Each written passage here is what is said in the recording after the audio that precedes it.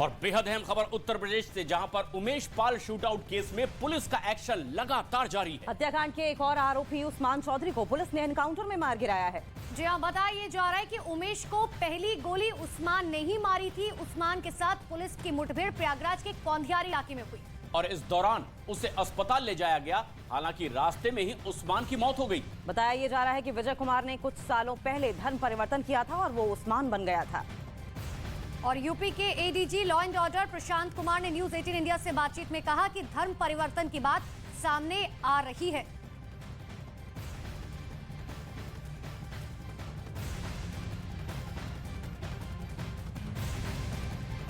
और प्रयागराज से हमारे सहयोगी इस वक्त हमसे सीधे जुड़ रहे हैं। जिस तरह का एडीजी का बयान है, क्या उसके बाद कोई और नई चीज सामने आ रही है?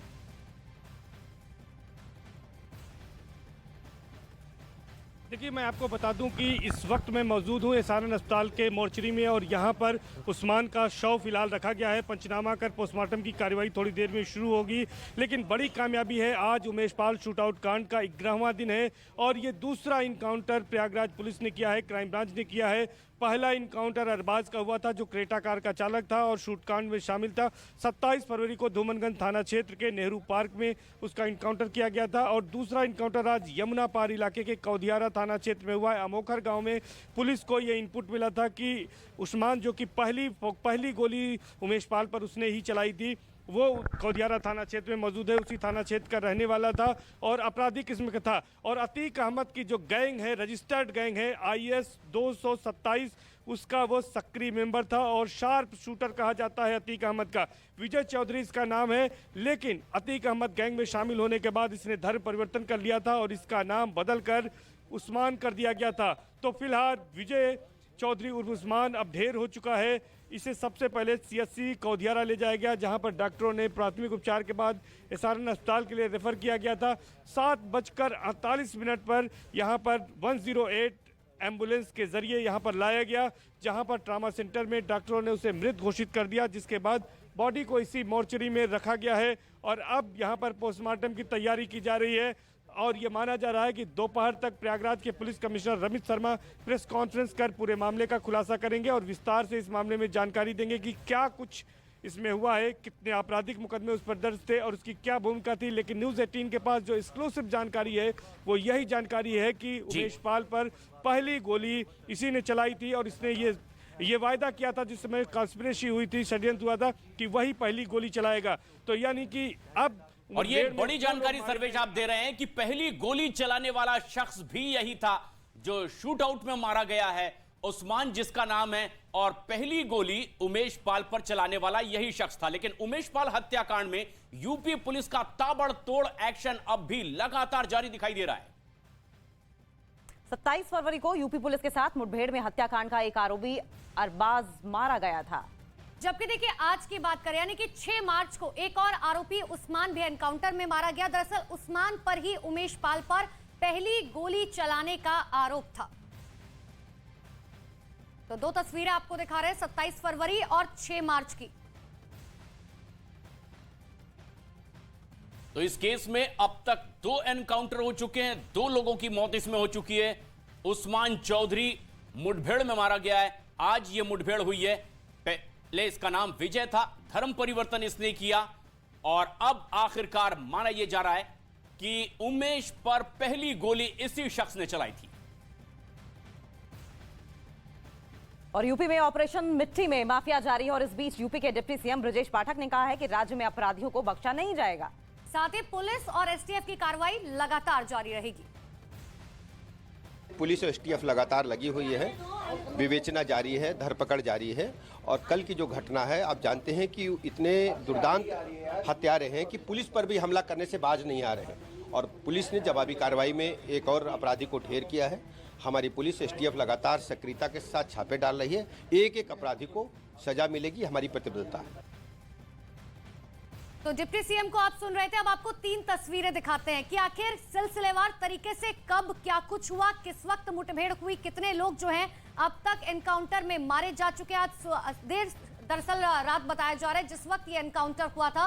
और पहली तस्वीर जो आप देख रहे हैं, ये तस्वीर उस्मान चौधरी की है, जिसका नाम विजय बताया जा रहा है। अब देखिए 3 तस्वीरें 27 फरवरी को मुठभेड़ हुई थी जब पहला एनकाउंटर हुआ था। और ये तस्वीरें ये बताती है कि किस तरह से यूपी पुलिस लगातार एक्शन में है, क्योंकि 27 फरवरी को एक मुठभेड़ हुई और एक आरोपी इसमें ढेर कर दिया गया था, लेकिन आज 6 तारीख को एक बार फिर से इसी तरह से एक और आरोपी का सामना हुआ है यूपी पुलिस से और एनकाउंटर में भी उसकी मौत हो गई। लेकिन एक और खास बात यह कि इसका नाम पहले विजय था, लेकिन धर्म परिवर्तन इसने किया और आज जब मुठभेड़ हुई है एनकाउंटर में वो मारा गया है।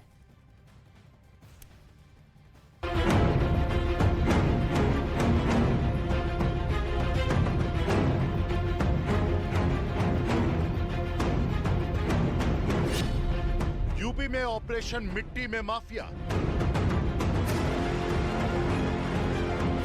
एक और शूटर का एनकाउंटर, आरोपियों की तलाश में ताबड़तोड़ छापा। उमेश पाल हत्याकांड में यूपी पुलिस का ताबड़तोड़ एक्शन जारी है। यूपी पुलिस और एसटीएफ की टीम पिछले कई दिनों से लगातार उमेश की हत्या को अंजाम देने वाली गैंग की कमर तोड़ने में जुटी है। गैंग के शूटर अरबाज के एनकाउंटर के बाद अब शूटर उस्मान चौधरी को भी यूपी पुलिस ने मार गिराया है। बताया जा रहा है कि उस्मान ने ही उमेश पाल पर पहली गोली चलाई थी। यूपी पुलिस और एसटीएफ वारदात और आरोपियों के तार जोड़ने में कई दिनों से लगी हुई है। इस सिलसिले में यूपी पुलिस की कार्रवाई लगातार जारी है। अब प्रयागराज के कौंदियारा इलाके में पुलिस और शूटर उस्मान के बीच मुठभेड़ हुई। बताया गया कि उस्मान की ओर से पहले फायरिंग की गई थी, जिसके बाद पुलिस की जवाबी फायरिंग में उस्मान को गोली लगी। एनकाउंटर में मारे गए उस्मान के बारे में एक चौंकाने वाली बात भी सामने आई।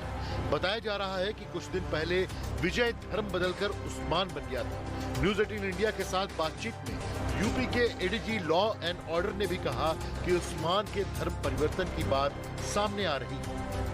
तो उसके घर के लोग जानते हैं, उसके गांव के लोग जानते हैं, सभी जानते हैं कि ये पहले विजय था जो बाद में उस्मान हो गया और उस कारण से ही इसने माफिया के कहने पर इस जघन्य हत्याकांड को अंजाम दिया और उसके बाद से ये आज ये पुलिस कार्रवाई हुई, उस दौरान ये मारा गया। इससे पहले अरबाज नाम के शूटर को भी 27 फरवरी को यूपी पुलिस ने एनकाउंटर में मार गिराया था। आरोप है कि शूट आउट वाले दिन अरबाज ही गाड़ी चला रहा था और उसने उमेश पाल पर फायरिंग भी की थी। वहीं पुलिस हत्याकांड में शामिल अतीक के बेटे असद और दूसरे शूटरों की तलाश में जुटी है। इस बीच यूपी के उप मुख्यमंत्री ब्रजेश पाठक ने कहा कि सूबे में कानून व्यवस्था बनाए रखने के लिए पुलिस की कार्रवाई जारी रहेगी। दुर्दांत हत्यारे हैं कि पुलिस पर भी हमला करने से बाज नहीं आ रहे हैं और पुलिस ने जवाबी कार्रवाई में एक और अपराधी को ढेर किया है। हमारी पुलिस एसटीएफ लगातार सक्रियता के साथ छापे डाल रही है। एक एक अपराधी को सजा मिलेगी, हमारी प्रतिबद्धता है। एनकाउंटर में मारे गए उस्मान पर 50,000 रुपए का इनाम भी घोषित था। वहीं शूटआउट में शामिल 5 दूसरे आरोपियों पर 2.5 लाख रुपए का इनाम घोषित किया गया, जिसमें अतीक अहमद के बेटे असद का भी नाम शामिल है। वहीं अतीक के करीबी और दूसरे आरोपियों की अवैध संपत्तियों पर भी प्रशासन का हथौड़ा लगातार जारी है।